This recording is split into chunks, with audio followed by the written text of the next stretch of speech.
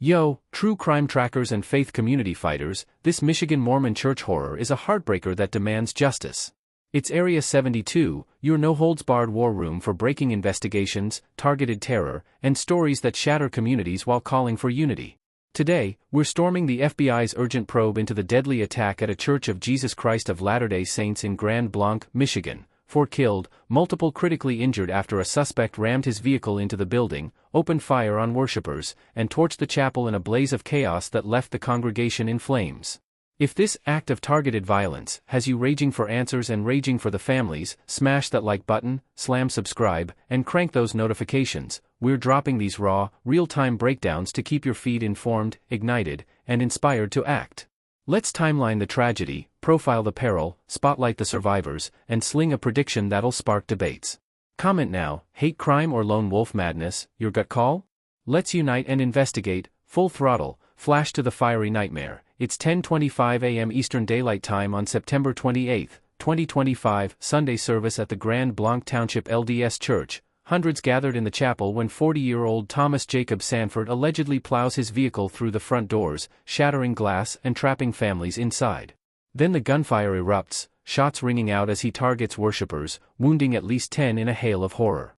Before fleeing, Sanford douses the building in accelerant and ignites it, flames roaring up the walls and smoke choking the air, turning a house of peace into an inferno. Firefighters battle the blaze for hours, but the toll mounts, 4 confirmed dead, including at least 1 child, with several more in critical condition at Genesee County hospitals. X is a storm of shock and solidarity, hashtag Grand Blanc shooting trends with 2M+ views, raw videos of smoke billowing above the tree line and sirens wailing in the suburbs. Fun fact, Grand Blanc's tight-knit, with the LDS ward a community cornerstone, this hits like lightning in a bottle. Like if you're gutted for the families, comment a prayer or pledge to support faith safety. The suspect spotlight, Thomas Jacob Sanford, 40, a reclusive local from nearby Flint, with a shadowy past of minor arrests, DUI 22, disorderly 24, and a digital trail of anti-religious rage. Neighbors paint him as a quiet loner, but online? A powder keg, ex-posts and forums railing against cults and false prophets, laced with manifestos tying to domestic extremism.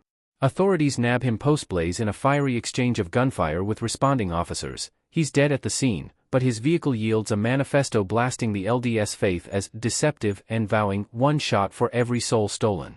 FBI Director Kash Patel labels it an act of targeted violence against a place of worship, with the Joint Terrorism Task Force leading the charge. No formal group ties yet, but radicalization probes deepen.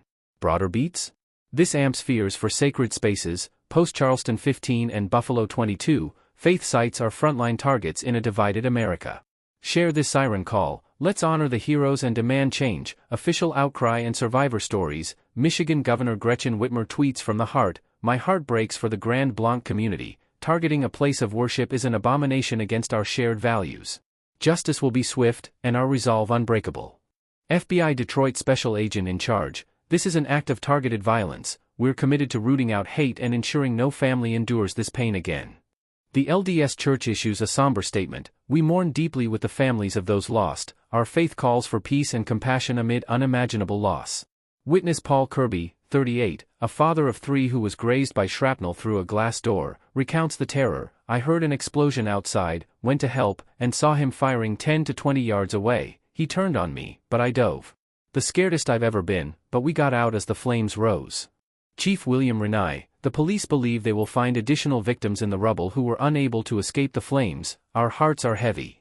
Prediction, by mid-October, federal hate crime charges filed against Sanford's accomplices, online radicals uncovered, sparking a $50 million national faith security grant wave. Community rallies raise $5 million for victims. Upside? Unity forges stronger bonds. Downside? Copycat threats spike 20%. Twist? Kirby's testimony goes megaviral on TikTok, 10M views, inspiring a Faith Fire Foundation with 1M donors. That's your Grand Blanc Church Massacre deep dive, tragedy that tests us, but triumphs through togetherness.